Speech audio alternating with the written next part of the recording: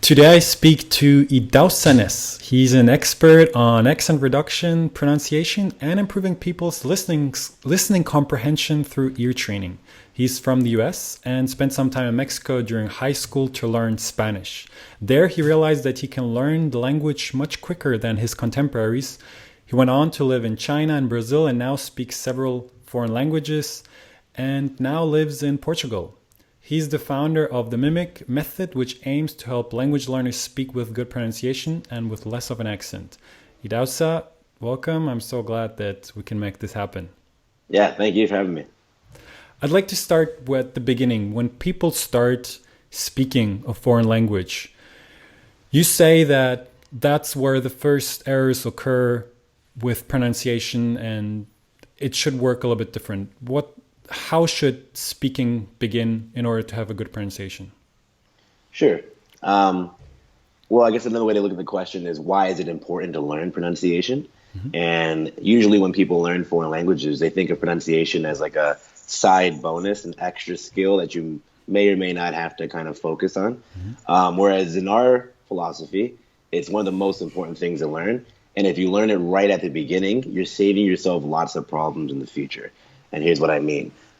So if you're speaking English and you're learning all these words, but you learn the word I, you, have, want, but I'm pronouncing it yo, waint, and then it's like, and I go to somebody and say, hey, waint yo.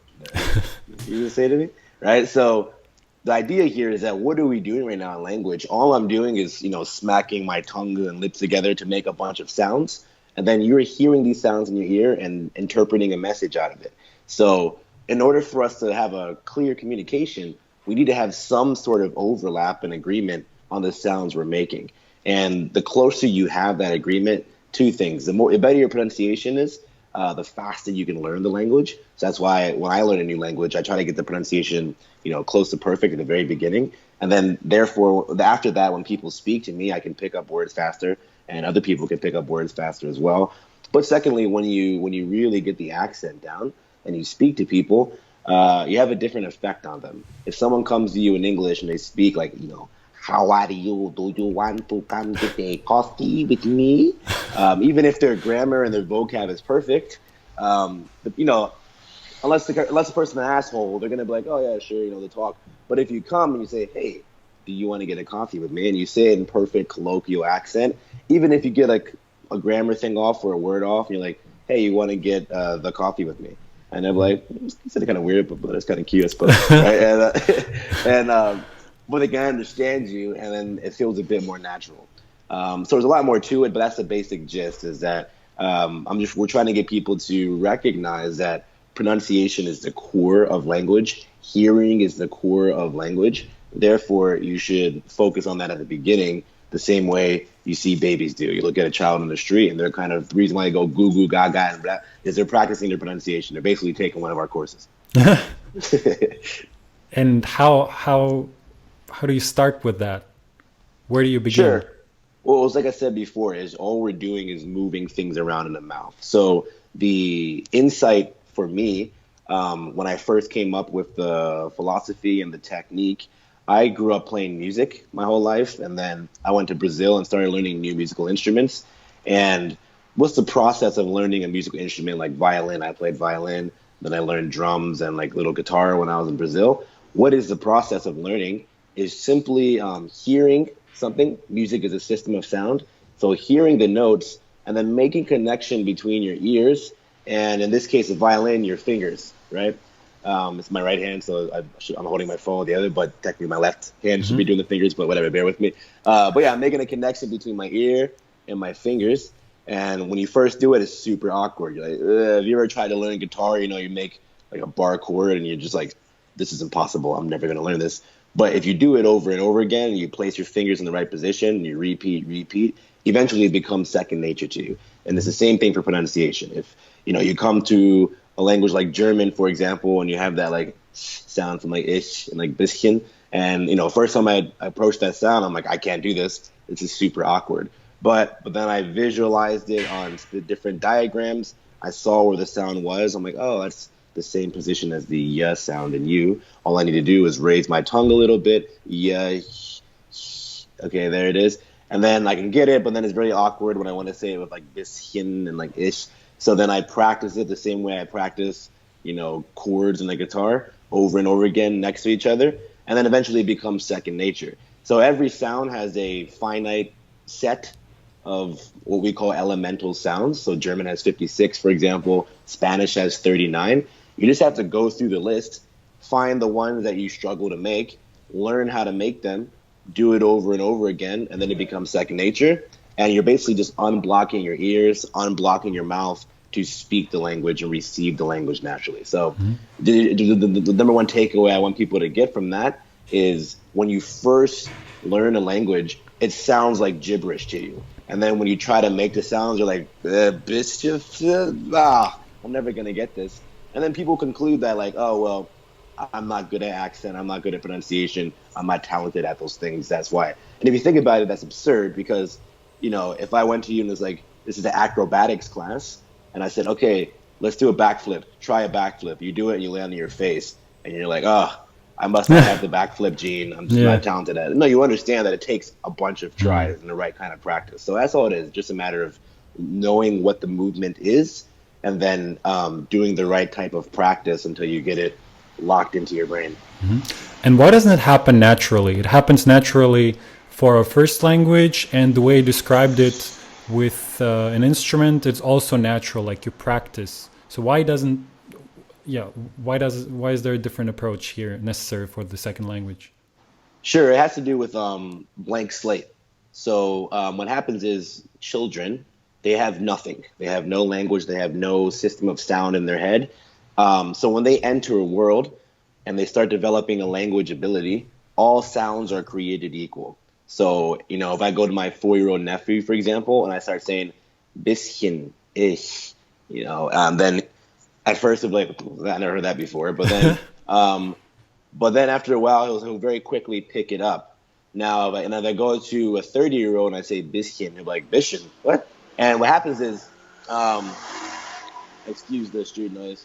What happens is the way the brain works in all contexts is it enters a world with an infinite number of stimuli. You got sounds, you got like car noises in the background, you have all these different things. So your brain has to decide like, okay, which of these sounds is relevant to me in my life? And if the sound is not relevant to you in your life, then your brain starts to reinforce the sounds that are, such as the sh sound. So if you're an American, you grow up, sh is very important because if I say like, man, I need to sit versus I need to sh, then, there's a big difference in meaning and it might affect whether or not you get that job. Right. And whereas when you say that doesn't mean anything. So when you hear someone say hit, then you're just going to hear that. But then you go into Germany and then those are two different sounds, and then those you have to make that distinction. But what happens is now you have like a magnet. Now you have that sh sound. It's been reinforced millions, billions of times in your life as an adult. So when a new sound comes, it just kind of gets sucked into it like a magnet. And then our job is to help people separate those sounds in their brain, in their ear, and eventually in their mouth. So, a good example, I said before, but if you're a Spanish speaker and you only have 5 vowels, a, I, u, e, o, and then you come to America to learn English, and then people say seat versus sit. And for you, all vowels that are close to E just sound like E. And they've done studies on people's brains, and they can actually kind of hear what people hear. You can see it like on the screen. And they actually don't hear the difference at all at first. But if you play those sounds next to each other, seat, sit, feet, fit, heat, hit, then very quickly the brain's kind of like, okay, I get it. This is relevant to me now. Fine. I'll expend some resources to separate this in the brain. And then all of a sudden it becomes natural. So you just have to remember that basic principle of the brain that is lazy and it doesn't want to do extra work unless it has to. So you just have to force it to get off its lazy brain ass and kind of make things happen. So there's a language like German that has lots of sounds, and then there are other languages that have less sounds. What happens if there's there probably is this probably is the case. There's probably a language that has all the sounds of another language. So by this theory, you would be able to speak that other language right from the beginning without an accent. Almost. You'll be able to speak it way faster than someone else.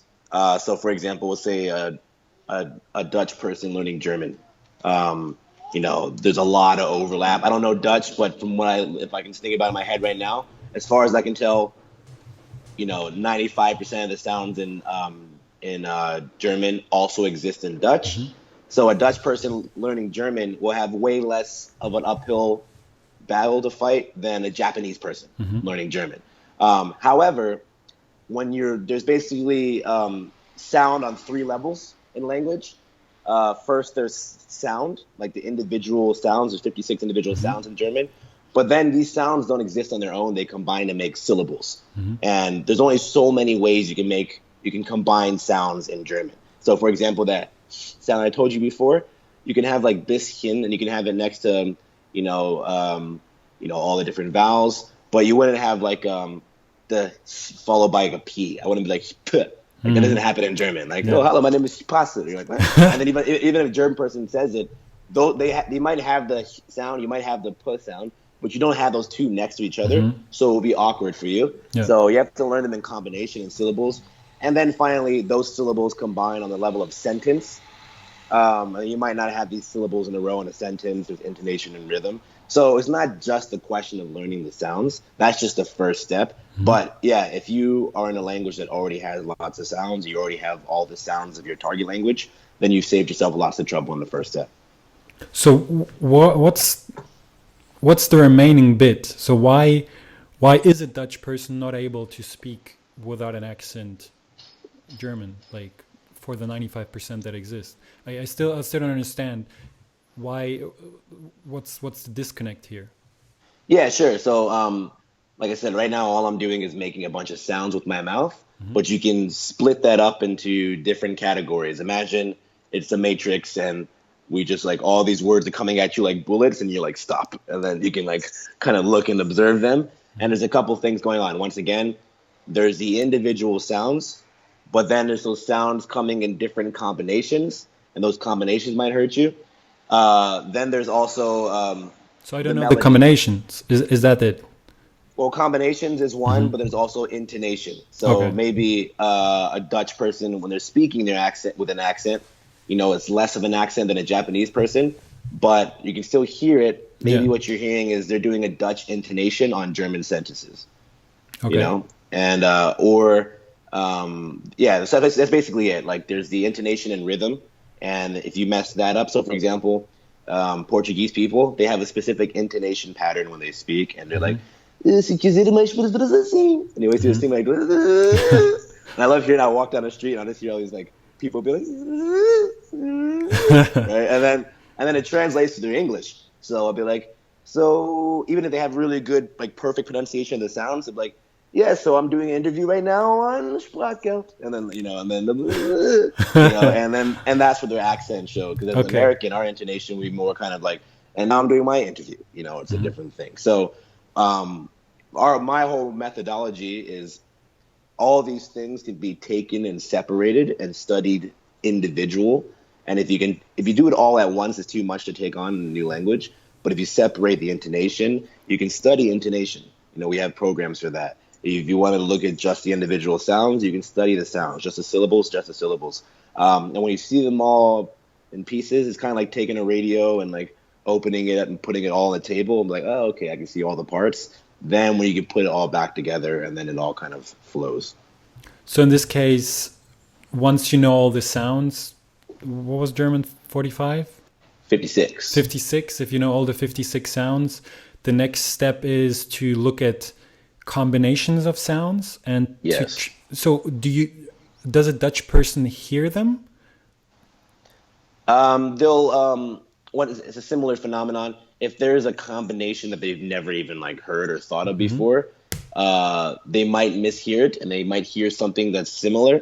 So maybe they have like the r sound, same way German does, but they don't put it in the same places. So they'll be like, did he just say like this one? Because that's what I would have said, right? And then For example, okay, a good example, English and Spanish. This car's gonna come by and be super loud. One second. All right, cool. Um, okay, so the Spanish R sound, Yeah. the ara, iri, uru, ere. We actually have a sound or a very, very similar sound in English when we speak. If I say I got a lotta, that's the same sound. However, we only do it in that situation. We never put it at the beginning of a word. We never put it after a consonant. So if I said the word broma, broma, that br never happens in English. So even though those two individual sounds, b and r, do happen in English, together they don't. So what my brain does is it's being like, he just said broma. There's some kind of sound in between the B and the O. But in English and what I've seen so far, the only sound that can be is a r. So he must have said broma. You see what I'm saying? Yeah. And Yeah. so that's how it works. It's, once again, the language doesn't exist in those 56 individual sounds. Those sounds all happen together. So that's what you're actually used to hearing. So you just have to, once again, slow it down, listen to it, look at the patterns. And it sounds like a lot, and it is a lot if you're doing it on your own, which is what I did, like entering the jungle of German and starting to kind of take it all apart. But after a while, you see the patterns, and if someone can like just show you what those patterns are, then the process goes much faster. And how did you do it in Mexico? Like, how did you come up with that? How did you start hearing it yourself and improved on it?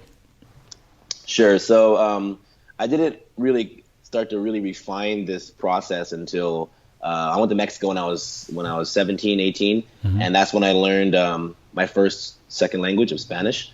And then I went to China and university, and then I went to Brazil once I graduated university. And Brazil, when I was doing music, that's where I came up with all the technique. When I was in Mexico, I was taking Spanish in school like everybody else. You don't want to be that guy in class who's like, "Who wants to read?" And you like, "Los tacos son muy importantes," and like you just want to be like, "Yeah, los tacos son importantes," whatever, and like just say it like everybody else. But then I got to Mexico, and I'm like, "Puedo tener más tacos, por favor?" And then like getting my tacos, and then people are speaking, and I'm like, like I sound stupid now. Like in the context of America, I would sound stupid if I spoke with like a really good Spanish accent. But now that I'm in Mexico, I sound stupid if I speak with an American accent. So let me just try to sound like these guys. And I tried it, and at first it was really hard. I'm like, I don't know what they're doing, but I just got obsessive with it and like just like really paying attention to what people were doing with their mouth and how they were doing things. And then I was able to get there, but not all the way. I was probably like 80%, 85%, which is enough to learn faster than everybody else. So I was paying attention to the right things. It wasn't until later that I started to teach myself phonetics and how the brain how the mouth works on a physical level, that I went to Colombia and started bringing my Spanish back up, and then I learned even faster because I was even more refined and everything. So yeah, that's basically the process. I knew intuitively from that experience that the more I focus on pronunciation, the faster I would learn and the better kind of response I would get from native speakers. But I didn't quite know why other people weren't doing it. So I got to China, and I'm like, man, why isn't anyone trying to get these tones right? And then I realized, like, for a lot of people, it's harder to do that. It's harder for them to really hear the difference. People have different starting levels with their ear. Because I train music so much, I spend a lot of time listening to sound. So I had a bit of an advantage because of all those 10,000 hours I spent with sound. But, once anyone else can do it, all they have to do is just pay attention to the right thing. So I was working with my friends in China and trying to figure out ways to help them hear tones better and that kind of stuff. And then they started to have results as well. So it was a long kind of process of testing things out. And then one day I realized, like, this is a core problem. I can make a system to help people do that. But that wasn't until like I was 22 in Brazil. So I got a few questions on that, or Sure. statements. The first one is, and I also made that experience, which is if you're surrounded by other people that speak your native language, and they learn the same language, then you hear their accent and you think it's normal, Yeah. and you start to mirror their accent as well. And I Yeah. also noticed that when I'm surrounded, like I lived in the US for a couple of years, and now I'm mostly surrounded with non-native English speakers, and I start to notice how my accents start shifting away from the standard American English more towards like accentuated English. Yeah. So I think that's really important to not surround yourself with non-native speakers too much and hearing all their bad pronunciation. Yeah, I mean, it's good to like hear it and then like you're like, oh, I don't want to sound like that guy. So Yeah. it's a good reminder to go and check it out once in a while. Yeah. But yeah, I mean, we're still essentially like children, and we naturally mirror, like you said, Yeah. or mimic Yeah. what other people do. And some of us are a lot more sensitive to the environment than others. And maybe people, like I've had like previous girlfriends who are they're just super sensitive to the environment. So you can just like make your face like this, and they'll naturally make their face like that too. And some people just blend in naturally. So if you're that person, for sure, you need to put yourself around the group of people you want to sound like, Yeah. and it'll naturally start coming out of you. Yeah. And the second one is you mentioned music, that because you played a musical instrument and you listen to it really closely, and I noticed that musicians tend to have the better accents. And I also talked to Gabriel Weiner about this, and he's also a musician, and he's also pretty good with accents. And another thing I noticed is also people that grow up with more than one language. And I notice it around people around that have more than one native language, they usually tend to have a better accent. And I guess that's because of the continuum that you were talking about. Like you have a bigger pool of sounds. And so I noticed that with myself as well. I tend to have an easier time with accents, and I grew up bilingual as well. So is there any other things that make you more sensitive to those different sounds, like being a musician, growing up with several languages? Are there any others that you could think of? No, because it's all the core thing, which is exposure to sound. Not just sound systems. So music and language are the two systems of sound in our society, and they draw upon they overlap. So for example, the core of both music and language is rhythm. This kind of, when I'm speaking, there's this right, that kind of rhythmic cadence is more important in music, but is also the foundation of speaking. So if you're a drummer or you're learning you train percussion, you go deep into rhythm, it's going to translate into your learning a second language. Or if you're training violin or guitar or voice or singing, and you're learning like how to get a perfect note, unless you live in a musical, which I wish I did sometimes, then you're not going to need to know how to like, hello, this is a good interview, and like you're not going to need those notes. However, when you come to, like I said, Portugal, and they're doing a different intonation, you've now trained yourself to listen to intonation a bit more. They actually saw an interesting research report on people hearing Chinese tones. Once again, they can actually kind of scan your what they call your cochlea, and see what you're hearing. And they found that people who are musically trained, so people who've done musical training for 10 years, they can hear Chinese tones a little like better than people who are not musically trained. And they can kind of like, they would have like the tone mapped out, and they'd have 3 charts. Chinese person, which is like basically they can perfectly hear it because they're Chinese, and then like a musically trained American, and it was like rough, but it was kind of like the same shape. And then a non-musically trained American, and just like nothing. So you have a little bit of an advantage. And like you said, if you're around, my mom is from Nigeria, and she speaks several languages, so I'd hear her on the phone. I also used to like kind of make fun of her accent all the time, just because I thought it was really cool. So I'm like, but how now? Hey, how you did? I don't go do this thing, and like yeah, so I would do that stuff as well. So that kind of practice of the sounds also benefited me coming in. But yeah, it's just a foundational.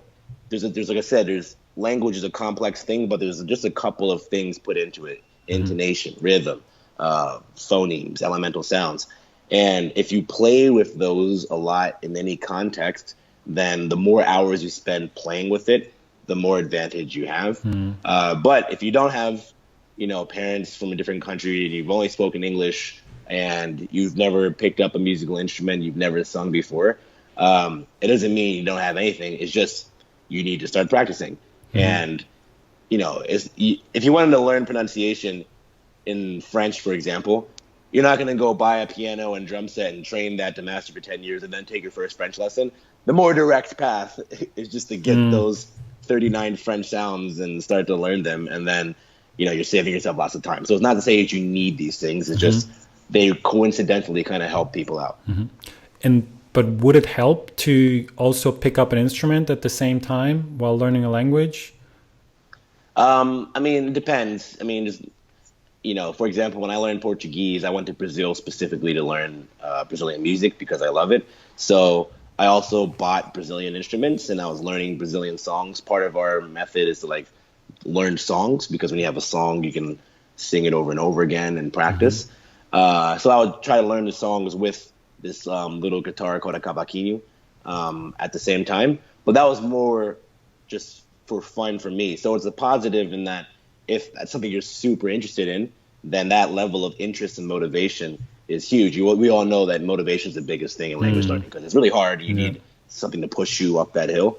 But from a pure kind of practical point, if you wanted to learn, once again, French, you try to learn guitar at the same time, I always tell people doing two things at the same time is never as fast as doing one thing and focusing on it and then doing the next thing. So I wouldn't recommend someone just for the sake of learning a language to go get an instrument and learn that at the same time. But if you really want to learn the instrument and it ties into your motivation, then sure, knock yourself out. And then that would help. That would actively help you with your accent. Yeah, and another thing, for example, is I'll recommend people ask me a lot. They're getting our pronunciation programs. They're like, I'm learning French, but because I'm considering Portuguese as well. And I'll recommend both because ultimately you're using the same mouth to speak these languages. So, for example, if you're learning the nasal vowels in French, and you're l'instant, and you're learning these sounds, and the concept's kind of strange to you. But then you go over to the Portuguese thing and you see what the Portuguese sounds are, and there's the nasal vowels there, e, on, and you're like, oh, okay, these are different sounds, but it's a similar concept. Seeing the concept from different angles can help you understand the concept more.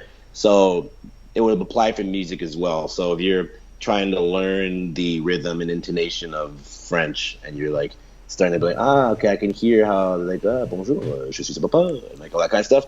And then you're getting on your guitar and you're like, and you're like, oh yeah, it's kind of similar to this. Seeing those kind of connections helps people make a thing. But once again, I wouldn't specifically recommend that to people unless they're interested because it takes time. Ultimately, it's all about how you're going to use your time.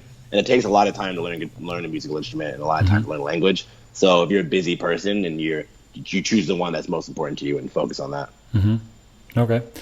And you mentioned cadence, and I think I'm thinking about two Italians that I know that worked in gelateria in not far away from my home, and they were speaking perfect German, but you could hear that they're Italian from the first word because of their sing-sang. I can't even copy it, but because of the melody, it was so clear that they were Italians. And how do you get that away? Even if you're your pronunciation is good and you know how to pronounce the sounds, how do you deal with that thing? Because I think you mentioned that several times, and the intonation. Yeah, it's a separate thing to practice. So I guess the guys are hallo, willst du ein Eis? Exactly like this. Yeah. Wir haben alle die Eise hier. Exactly. So there's an intonation in Italian, and you can actually map it out. It's like da da da da, and it's going up and down and up and down. Whereas in German, it's much more willst du ein Eis? Hallo, ich bin hier mit meinem Freund und it's a different intonation. So the way you train it is just focusing on it, and that's it. It's just focusing on it. So We do a bunch of technical stuff to kind of separate the intonation out. So if I say a sentence like, and if I was speaking like super fake American accent, I'm like, hey, I really like your shirt, and I can take that sentence and I can remove the elemental sounds, all the pronunciation parts, and only leave the intonation. So I'm like, hey, I really like your shirt. Right? And then if you get someone just to practice that, you say, okay, try to sound just like me. And if you just kind of hum it, and then you slow it down and you can hear, you're like, oh yeah, it's like a do, and it's kind of like learning on something like piano. And when you slow it down, focus on it, and then you mimic it, and you get it perfect, and then you're like, oh, okay, I got that sentence. But there's millions of sentences, right? But then you realize, like, oh wait, and then you hear that fake American person at the store, and they're like, the next thing they say is like, wow, Germany, that sounds really cool. And you're like, wait a minute, that's the same intonation. Yeah. Dun, dun, dun, dun, dun, dun, and there's actually not that many different intonations in any language. So if you just kind of focus on them and you see the patterns, then eventually, like I said to you, I'm here in Portugal, and everywhere I go, people are like, and that's their intonation. And it's just a question of listening to it closely and then mimicking it. What intonation is you have what's called your glottis, these two folds of mucousy membrane at the top of your windpipe that if you go like this and you hold your breath with your mouth open, those two things are closing. But when you speak, you're voicing, they kind of open up and then they vibrate and they chop the air up into vibration that makes your voice. And when you have a higher pitch, they're vibrating faster, and a lower pitch, they're vibrating slower. So that's why you're doing singing. That's why you're doing speaking. You're just trying to match the vibration, match the pitch, the frequency. So, we do a lot of this in our Chinese program because it's a lot more important in Chinese that you get the intonation right. Otherwise, people won't understand you. And it's basically just another aspect, like we mentioned earlier in German or the in Spanish. These are just individual components that might be new to you. It's just that when people learn these things, they learn it all at once. They never take the time to focus on these things.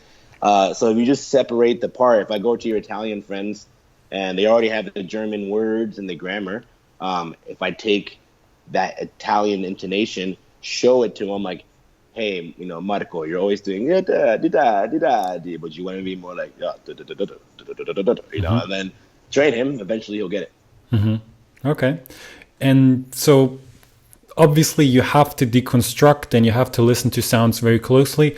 Do you have any other advice on how I can improve my pronunciation and my listening skills just in a normal day-to-day situation? Yeah, I always tell people, always be mimicking.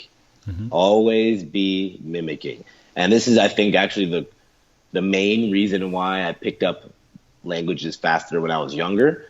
It was, I had the musical advantage, sure, but it was also just because I really have always been fascinated by the way people sound when they talk. I would always make fun of my friends and the way they spoke. And so I just had a habit of always mimicking. So I'd be walking down the streets of Mexico and I'd hear a conversation walking by and I'm like, no, porque mis podritas andan, and then I'd be like, and I would just kind of like mimic it because it just sounded cool to me.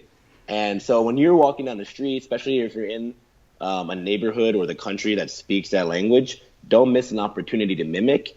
And mimicking doesn't mean getting it perfect. It just means trying to copy something. So, for example, if intonation is something you want to focus on, don't focus on the words. Don't focus on the elemental sounds or the phonemes.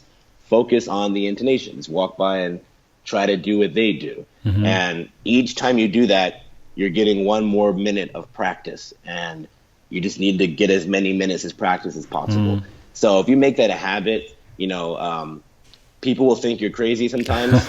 You'll be on the train, it's like, and just kind of mimicking. I'm listening to the radio or music or whatever in the language, I'm like mimicking it. I'm like, and just appreciating the musicality of language. And I think most people get so caught up in what's it mean? What's that mean? What's that grammar structure? that they don't hear the musicality anymore.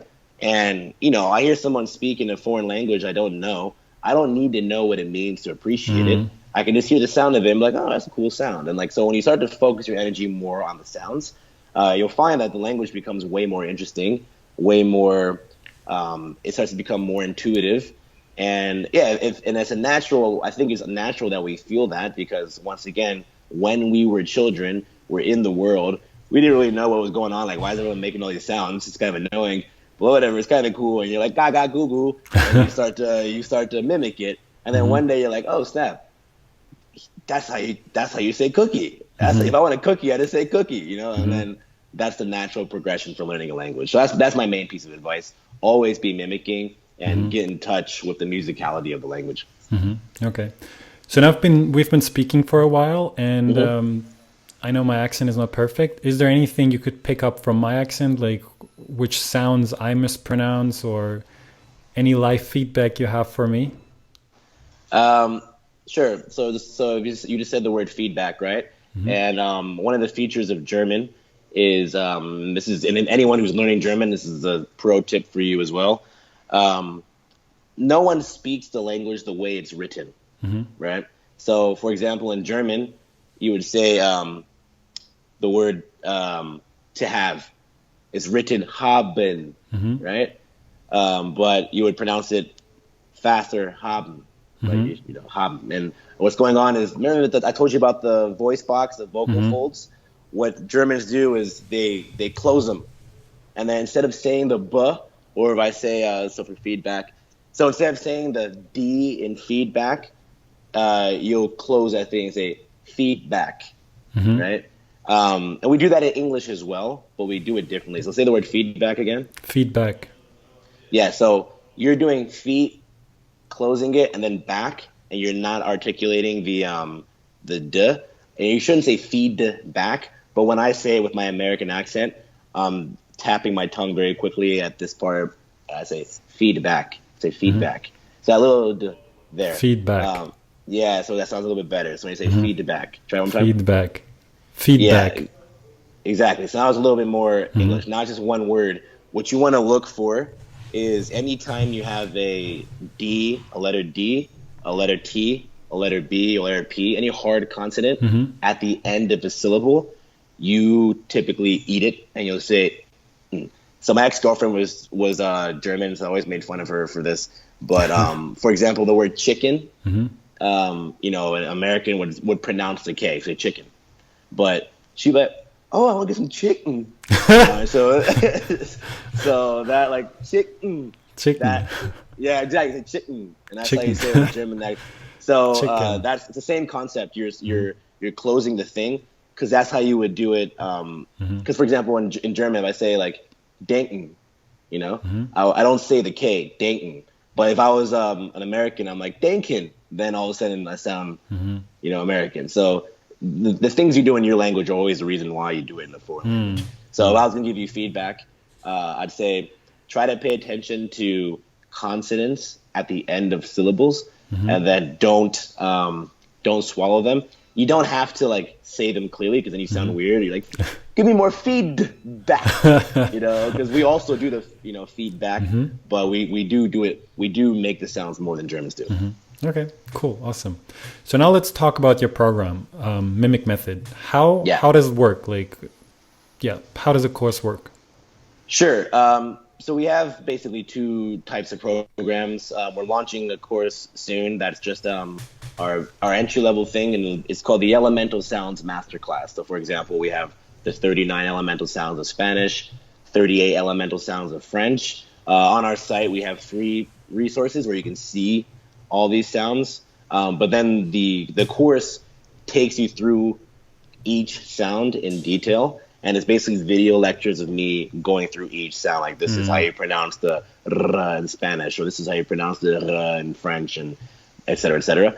And I just go through each sound and compare them and give you lots of audio and video and stuff to help you get it. So that's step one, being able to hear and pronounce all the 38 sounds of French, all the 39 sounds of Spanish. Then, like we said earlier, your next step is putting them into combination. And We have a couple of other resources included for that, but the main, more premium service we give is a feedback service. So Feedback. yeah, there you go. And so we have like a course like Flow Spanish where we take songs and we break them down syllable by syllable and then show you videos of the mouth making those syllables so you see the combinations. And then you practice in the kind of musical process putting those sounds together. And the final product is you have people kind of singing and even rapping Spanish songs or French songs with a perfect accent. And then, so you do this process of building it up bit by bit. And what happens is now you can sing this song. You're like, okay, what's the point of that? Then you go off into the world of Spanish or French, and all of a sudden you hear everything. So the most common thing we get from people is, I've been studying the language for years, but I can't understand native speakers when they speak fast. I know the words on paper, I'm just not able to hear them in conversation. All of a sudden you learn like this song, this rap song, and you come back and all of a sudden, whoa, now I can hear all the words. What happened? You've now trained your ear to listen to things fast, to hear those elemental sounds fast in combination. Now, that's that program. We're making other products as well to help you focus on the combination of sounds. But the key thing and why we charge a premium for it is we give you feedback. So you learn these things and you learn these sounds and you record yourself. You send a recording to us, and we have a team of experts who listen to you saying the word feedback, and then they give you the feedback and they say, oh, you're swallowing the sound, or we're a lot more specific about it. You learn these specific things in our masterclass, and then we can give you more clear advice. But it will be very clear to be like, hey, you're saying seat instead of sit. You need to lower your tongue down a little bit, the way we show you in this chart. Try saying these phrases, seat, sit, 10 times, and then come back and do it again. Like, oh, okay, so it's very specific. Then you come back, you redo the recording, and now you get it. And we're like, good job. Then you move on. So through that process of having an expert, give you feedback over and over again, you're kind of guided more quickly through that, because it's really tricky when you're learning a language. You're like, am I getting this right? Because if you can't hear it, you can't hear it. Yeah. So it's a kind of a catch-22. You don't know what you're doing right. So you kind of need an external thing to help you. Yeah. Yeah. And deconstructing a song in general is a pretty good idea, right? To hear better. Yeah, I tell people in general, if you struggle with understanding, comprehension, one of the best activities, the best ways to spend your practice time is it can be songs or it can be normal speech. Just songs are more fun. That's why we do that. But you can get like a YouTube video of like the news, download the audio, and then transcribe it. So you slow it down and then transcribe it into the elemental sounds. And you can do this if you go to our site. You can get the free list of the elemental sounds of Spanish, for example. Then go to YouTube, go to Easy Spanish, and like they're talking to people in the street, and then put it on 0.5 speed, so it's very slow, and then say like, okay, what is each syllable they're making? And when you do that, and you're like, oh, I'm pretty sure they're saying the words, quieres hablar, but actually they're mixing it together to quiere hablar. And you start to see how the words blend together. Yeah. You'll see how, he's dropping. He's not saying haben, he's saying haben. That's how I discovered that. I'm like, because I'm trying to speak German. I'm like, man, I can't do this. And then when I started listening closely, I'm like, they're cheating. They're not actually saying those sounds. You never know until you listen closely. So that process of listening and transcribing either music or speech into the elemental sounds is one of the most effective ways to unblock your ear so that the sounds in the natural environment can come in more freely. Awesome. So where can people find out more about Mimic Method and about you? Sure, yeah. Go to mimicmethod.com, mimicmethod.com. And that's our website. We got a blog you can check out. And yeah, you can go on there and find the free resources. The main one we recommend people get is the elemental sound checklists or it's just a list. It's a PDF that shows you all the sounds of the language with like 10 example words or whatever per word, and just going through that for people who study the language for years is an eye opener. Like, oh my god, I never realized these were two different sounds. You know, no one teaches this stuff in normal programs. Yeah. It's kind of like hey, did I say that right? Like, yeah, good enough. Just conjugating those verbs and leave it alone. You know, so that's what I recommend people do. Check out our site and send us an email if you have any questions. Awesome. Thanks so much. Any final words? Anything we missed? My final piece, I'm just very passionate about this, is I always tell people I actually don't care about language. I don't care about language. It's not, I mean, it's interesting. I know a lot about language and like the grammar and the rules and the history, all that kind of stuff. You know, it's intellectually interesting. But the reason why I speak German or Spanish or French and Portuguese and Chinese, all these languages, is not about the language. It's about the people. And language is just a tool for connecting with people. I learned German 2 years ago because I met this German girl, and we started hitting off. And then I'm like, hey, girl, I'm gonna learn your language because I want to know you. I want to connect with you on a deeper level. And I know that even though you speak very good English, I'm not going to truly understand you unless I learn, your thing. And then it's a really cool transition when you go to any place in the world and they're speaking something, you have no idea what they're saying. And then over time, you can connect with them deeper because you know their language. I had that first time in Mexico, and it changed my life. I'm like, I got to Mexico. I'm like, what are these guys saying? I hate them all. They're all a bunch of aliens, blah, blah, blah. And then by the end of it, I'm like, oh, wow, like this guy actually was really funny and this guy's really cool. And now we're connected. So the reason why I'm emphasizing that is because I see language learners and they get so stuck in the language. And they're like, what's the case in German? And like, do you know what the subjunctive tense is in Spanish? Well, I've been trying to get the subjunctive tense right. And I'm like, do you have any friends who speak Spanish? Like, no. Or what's the point, right? So the whole point is, go out there and connect and focus on connection first, and then all the grammar, all the vocab, even all the pronunciation will start to follow. But focus on the people, and that's what matters most. Yeah, I can totally second that. That's like my main motivation to learn the languages is to be able to connect to the people. Exactly. Sweet. Awesome. Well, thanks so much, Idausa. Thank you for having me. All right. And take it easy. See ya. Auf Wiedersehen. Auf Wiedersehen, my friend. All right. Perfect. All right.